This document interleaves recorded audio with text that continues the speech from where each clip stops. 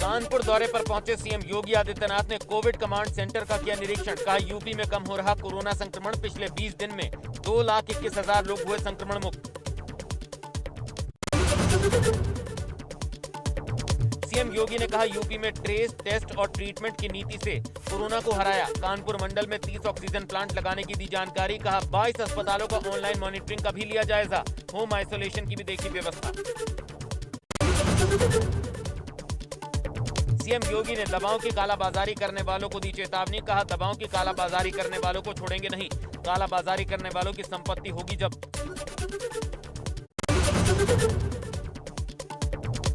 कानपुर पहुंचे सीएम योगी ने कहा प्रदेश में 1,62,00,000 लोगों को लग चुका टीका। कहा जून में वैक्सीनेशन के काम में और तेजी लाएंगे।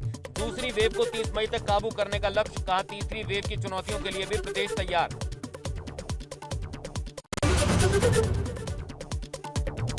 सीएम योगी ने नाम लिए बिना सपा अध्यक्ष अखिलेश यादव पर साधा निशाना। कहा जो कल तक वैक्सीन का विरोध करते थे आज वो भी वैक्सीन की कर रहे वकालत। कहा जिन्होंने वैक्सीन को बीजेपी की वैक्सीन, पीएम मोदी की वैक्सीन बताया था आज वो भी लगवा रहे वैक्सीन।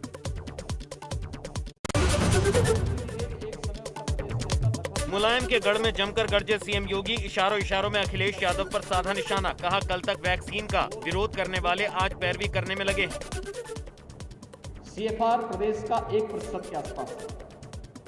रिकवरी रेट 93% से अधिक है, जो देश के अंदर सबसे अच्छा है। ये प्रदेश के अंदर जो कार्य किए जा रहे हैं उसको लेकर के जो एक अभियान प्रारंभ हुआ है उसका एक हिस्सा है।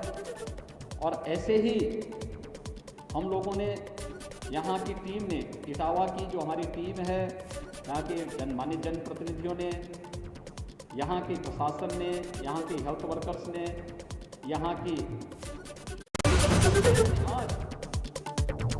सीएम योगी ने इटावा में कहा यूपी में सबसे ज्यादा कोरोना के टेस्ट हो रहे हैं। एक दिन में 3,07,000 टेस्ट किए गए।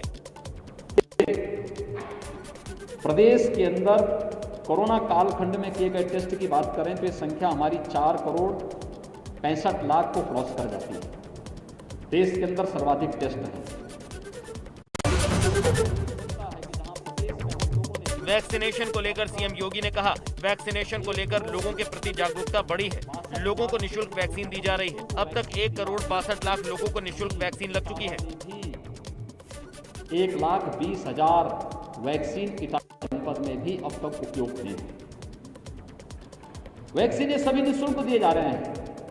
अब तो उत्तर प्रदेश में दिए जाने वाले वैक्सीन के कार्यक्रम को जो आदरणीय प्रधानमंत्री जी ने 16 जनवरी को पूरे देश के अंदर लॉन्च किया था, जो लोग उस समय विरोध करते थे वैक्सीन का, आज वे लोग वैक्सीन की पैरवी कर रहे हैं। इटावा के दौरे पर मुख्यमंत्री योगी आदित्यनाथ ने किया सैफई मेडिकल कॉलेज का निरीक्षण। अस्पताल में मरीजों से मिलकर जाना हाल। अधिकारियों संग की कोरोना को लेकर मीटिंग। अखिलेश यादव के चचेरे भाई और बदायूं से पूर्व सांसद धर्मेंद्र यादव का सीएम योगी के सफाई दौरे पर निशाना। कहा 4 साल लगा दिए सफाई आने में। सफाई से भेदभाव का भी लगाया आरोप। धर्मेंद्र यादव ने आरोप लगाते हुए कहा कि अखिलेश यादव के समय में बन रहे सुपर स्पेशलिटी वार्ड को बनने से रुकवाया। बोले प्रदेश में कोरोना से मचा हुआ हाहाकार, शमशान में लोगों को जलाने के लिए लकड़ियां भी नहीं बची और सीएम कह रहे हैं कोरोना कम हो रहा है। सीएम योगी से मिले एमएलसी ए के शर्मा। दोनों के बीच तकरीबन 15 मिनट तक हुई बातचीत। अभी 2 दिन पहले वाराणसी मॉडल की पीएम मोदी ने की थी तारीफ। वाराणसी की जिम्मेदारी ए के शर्मा के पास है। हिट हुआ सीएम योगी का 3T फॉर्मूला। टेस्टिंग में यूपी ने बनाया रिकॉर्ड। एक दिन में किए गए सबसे ज्यादा 3,07,000 रिकॉर्ड टेस्ट। 21 दिनों के भीतर 2,15,000 केस घटे। भारत में कोरोना वायरस के लिए इंडियन वेरिएंट शब्द के इस्तेमाल को लेकर केंद्र सरकार सख्त। सोशल मीडिया कंपनियों को दिए ऐसा कंटेंट हटाने के निर्देश। सरकार का कहना है कि ऐसे शब्दों से देश की छवि खराब होती है। देश में कोरोना के 2,57,299 नए केस सामने आए। 24 घंटे में 4,194 मरीजों की मौत। एक दिन में 3,57,630 लोगों ने कोरोना को दी मात। 1,04,525 एक्टिव केस कम। दुनिया के 40% से ज्यादा मामले हर दिन भारत में दर्ज। 21 मई तक देश भर में 19,33,72,819 कोरोना डोज दी गई। एक दिन में 14,58,895 खुराक दी गई। 24 घंटे में 20,67,000 कोरोना सैंपल टेस्ट। अब तक 32,64,00,000 से ज्यादा कोरोना जांच हुई। देश में कोरोना से मृत्यु दर 1.12% है। भारत में कोरोना मरीजों की तादाद हुई 2,62,89,290। अब तक 2,95,525 मरीजों की कोरोना से मौत। एक्टिव केस की संख्या पहुंची 29,23,400। इसके अलावा 2,30,70,365 लोग ठीक। यूपी में तेजी से पांव पसार रहा है ब्लैक फंगस। प्रदेश में ब्लैक फंगस का आंकड़ा 300 पार। लखनऊ मेरठ में सबसे ज्यादा कहर, 19 से ज्यादा मौतें। लखनऊ में हर घंटे मिल रहा ब्लैक फंगस का नया मरीज। केजीएमयू में 96 मरीज भर्ती। कानपुर में हैलेट अस्पताल की दुर्दशा का वीडियो आया सामने। ईंट के सहारे टिका हुआ अस्पताल में बेड पर लेटा हुआ कोरोना मरीज। हैलेट अस्पताल के इमरजेंसी वार्ड का वीडियो सोशल मीडिया पर भी वायरल।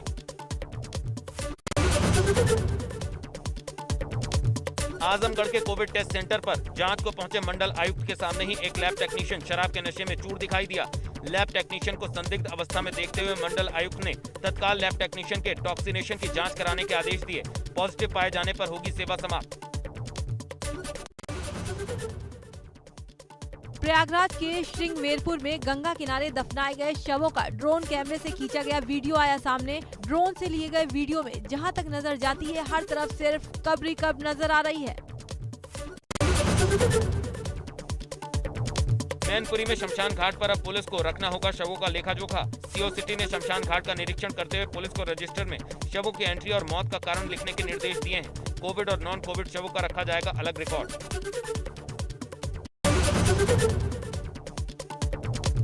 मथुरा में ब्लैक फंगस के 2 और केस आए सामने, जबकि एक शख्स की राजस्थान में इलाज के दौरान मौत हो गई। स्वास्थ्य विभाग ने भी जांच तेज कर दी है। जिले में ब्लैक फंगस के 7 मामले अब तक सामने आ चुके हैं।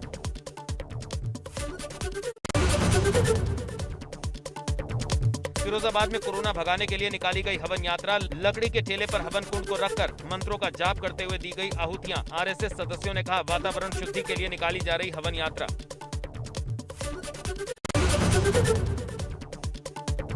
देवरिया में कोविड वार्ड के बाहर लगी एलईडी स्क्रीन्स।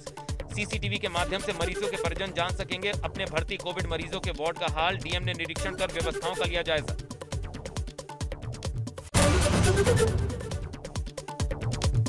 आगरा के पश्चिमपुरी क्षेत्र की मंगलम विहार कॉलोनी में कोरोना महामारी के खात्मे के लिए स्थानीय लोगों ने कोरोना हवन एक्सप्रेस चलाया। लोडिंग टेम्पो पर हवन कुंड रखकर किया हवन। पूरी कॉलोनी में घुमाया गया हवन कुंड। कॉलोनी में है करीब 40 घर।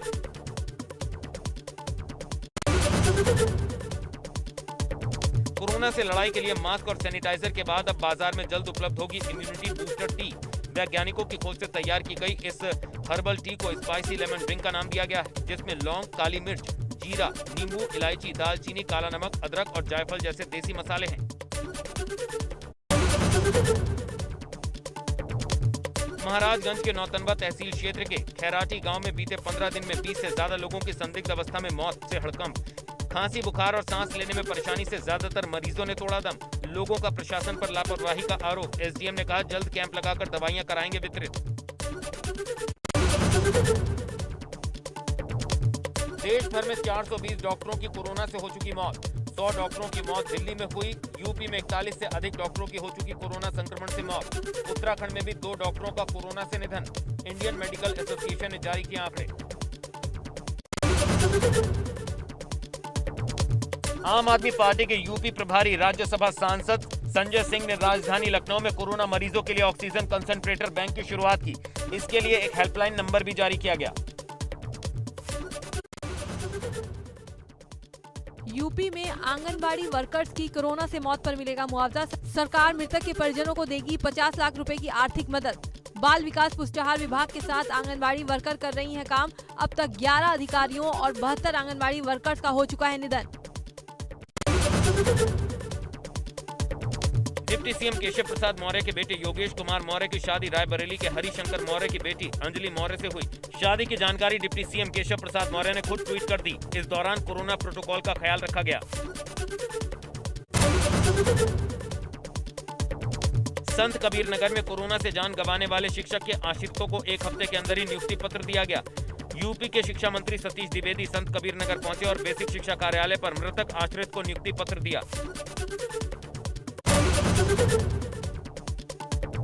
हमीरपुर जिले में अभी भी कई ऐसे गांव हैं जहां कोरोना गाइडलाइंस का पालन होने के चलते कोरोना से किसी की भी मौत नहीं हुई। गांव में लोग बाहर निकलने पर मास्क और सैनिटाइजर का करते हैं इस्तेमाल। समय समय पर स्वास्थ्य टीमें करती हैं जांच। गांव में फिलहाल कोरोना का एक भी मामला नहीं। मेरठ जिले के अस्पतालों में ब्लैक फंगस के मरीजों की संख्या बढ़कर हुई 86। अब तक 6 लोगों की ब्लैक फंगस से हो चुकी मौत। संक्रमित मरीजों में कई मरीज बाहरी जिलों के भी शामिल। नोएडा के ब्लैक फंगस मरीजों के उपचार के लिए मेरठ भेजी गई 70 डोज। मरीजों को लंबी कागजी कार्रवाई के साथ साथ आर्थिक संकट का भी करना पड़ सकता है सामना। नोएडा में अब तक 22 ब्लैक फंगस के मामले सामने आ चुके हैं। 8 मरीजों के रिकवर होने की पुष्टि।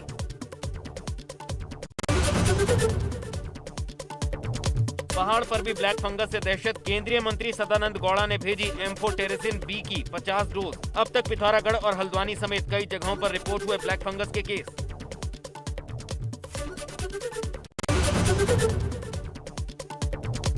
उत्तराखंड में ब्लैक फंगस के मामले में हो रही बढ़ोतरी। कई अस्पतालों में भर्ती हैं ब्लैक फंगस के मरीज।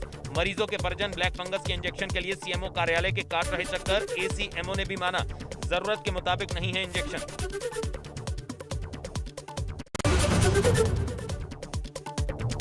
रुड़की के सिविल अस्पताल में एक महिला में ब्लैक फंगस के लक्षण मिलने से डॉक्टरों में मचा हड़कंप। महिला को उपचार के बाद हायर सेंटर एम्स ऋषिकेश किया रेफर। निजी अस्पताल में चल रहा कोरोना पॉजिटिव महिला का इलाज। रुड़की में ब्लैक फंगस का यह पहला मामला।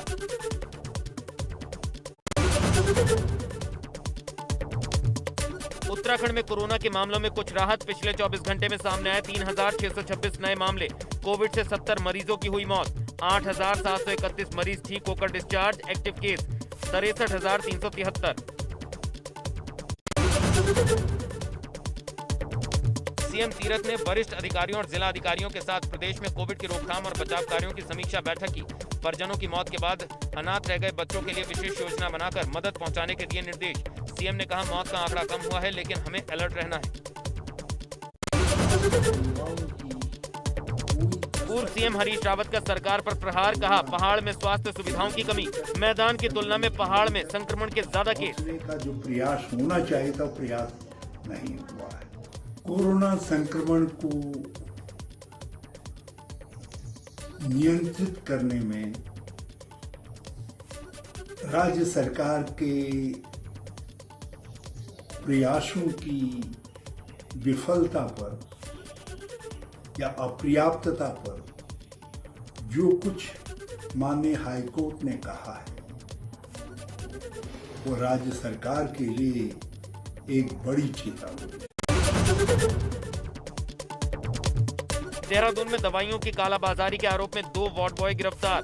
मरीजों की बची हुई दवाइयों को बेचने का आरोप। दून में अब तक 10 मामले हो चुके दर्ज।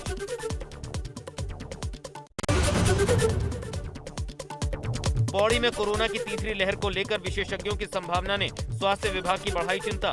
सीएमओ ने स्वास्थ्य विभाग को तीसरी लहर को लेकर चौकस रहने के दिए निर्देश। साथ ही इसके लिए बैठक भी की।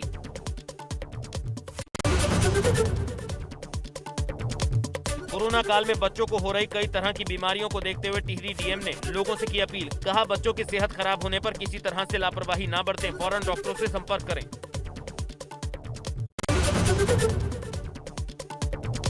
चमोली के दुर्मी गांव में स्वास्थ्य विभाग पर लोगों ने उठाए सवाल। लोगों ने कहा गांव में संक्रमण की जांच के लिए अब तक कोई भी टीम नहीं आई। सिर्फ 6 से 7 लोगों के लिए गए सैंपल, जबकि गांव की आबादी 388 है और कई लोगों में कोरोना के लक्षण हैं।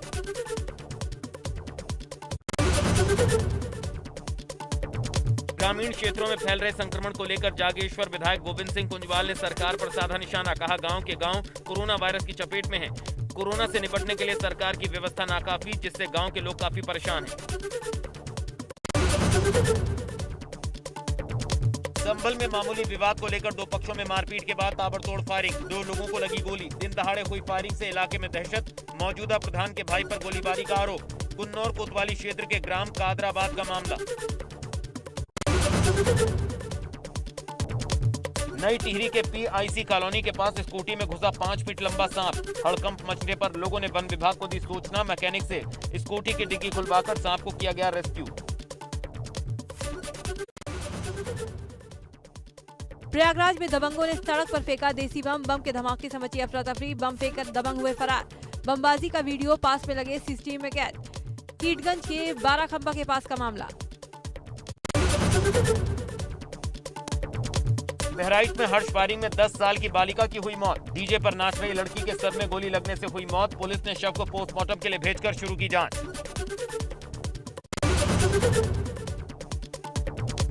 मिर्जापुर में शादी में कुर्सी पर बैठने को लेकर हुई मारपीट। कुर्सी पर बैठकर डांस देख रहे नाबालिग किशोर को 3 युवकों ने बेरहमी से पीटा। अस्पताल ले जाते समय नाबालिग की हुई मौत। 3 आरोपी गिरफ्तार। देहात कोतवाली क्षेत्र के लाहौल गांव की घटना। सहारनपुर के विश्वकर्मा तिराहे के पास रड़मोला नदी पर बने पुराने लोहे का पुल गिरा। पुल गिरने से पीने के पानी की सप्लाई बाधित। पीडब्ल्यूडी विभाग की लापरवाही। दुपहिया वाहनों के साथ पैदल लोगों की होती थी पुल से आवाजाही। शुक्रवार देर रात बिसौली के बदायूं मुरादाबाद हाईवे पर भीषण सड़क हादसा। हादसे में 4 लोगों की मौके पर दर्दनाक मौत। पिकअप और मारुति वैगनार कार की आमने सामने हुई जोरदार टक्कर। हादसे में घायल एक महिला और एक पुरुष की हालत नाजुक। जिला अस्पताल में भर्ती घायल।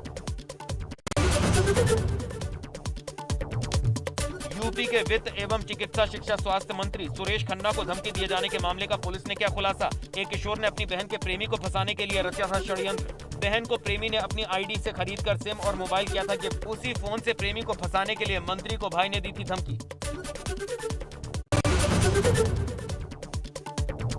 गाजियाबाद से बच्चा चोर गिरोह का पर्दाफाश। पुलिस ने इस गैंग के 11 लोगों को गिरफ्तार किया। 3 लोग अब भी फरार। आरोपियों के कब्जे से हाल ही में लोनी इलाके से चोरी किए गए 14 दिन के बच्चे को लखनऊ से सकुशल बरामद किया गया। 5 लाख की नकदी भी बरामद। हरिद्वार डीएम रविशंकर ने प्रशासक के रूप में जिला पंचायत का कार्यभार संभाल लिया। इससे पहले जिले के 306 ग्राम पंचायतों का कार्यकाल भी खत्म हो गया था। इन सभी ग्राम पंचायतों का काम 6 एडीओ संभाल रहे थे।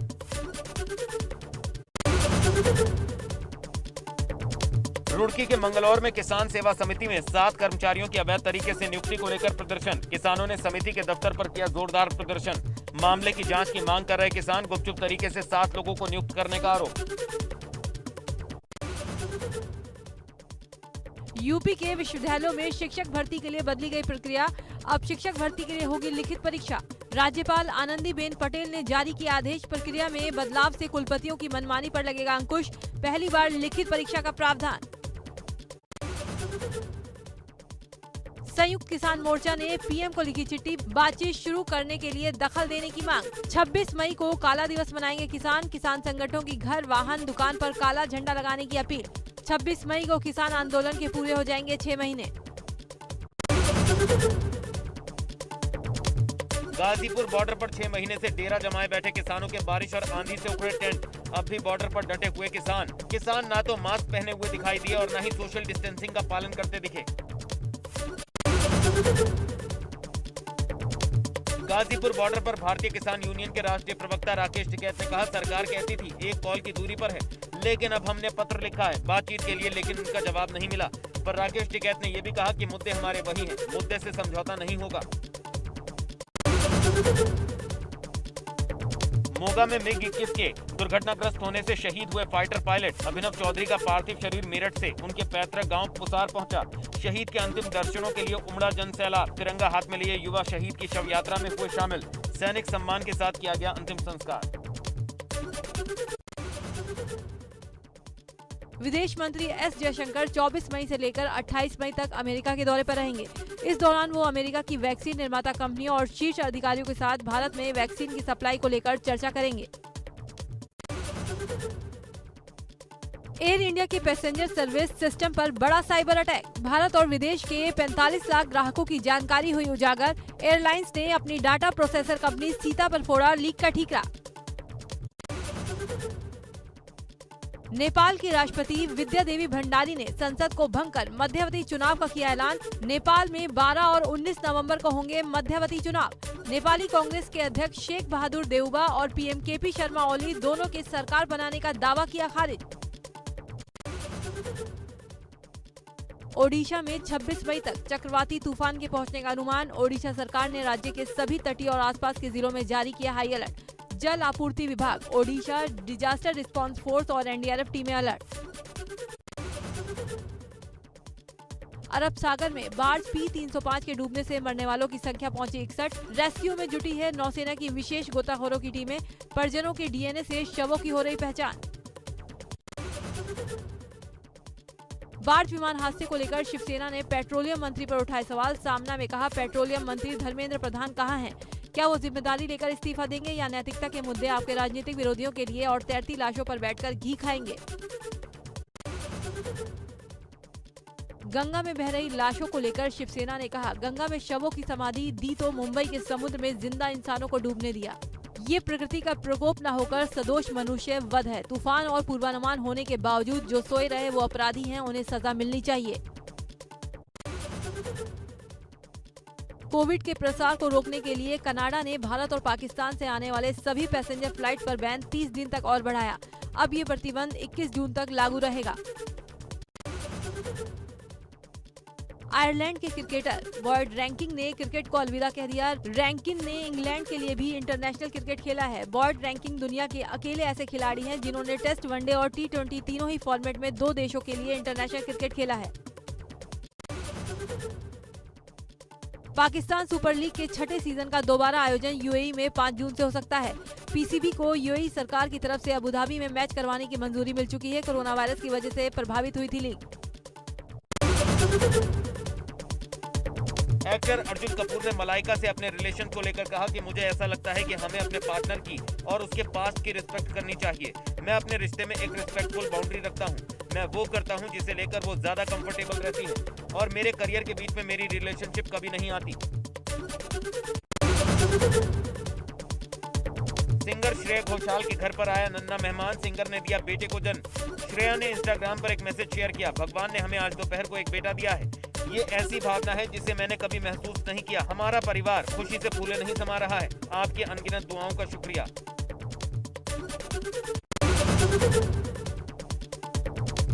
करीना कपूर खान ने अपने ऑफिशियल इंस्टाग्राम पर एक स्टोरी शेयर कर बताया कोरोना से बचाव के टिप्स। बताया अगर घर में कोई कोरोना संक्रमित है तो उसके तौलिया और चादर को अलग से धोना चाहिए। कपड़ों को गर्म पानी में भिगोकर रखें। हाथ लगाने से भी बचें। ग्लव्स का इस्तेमाल करें और धूप में ही सुखाएं।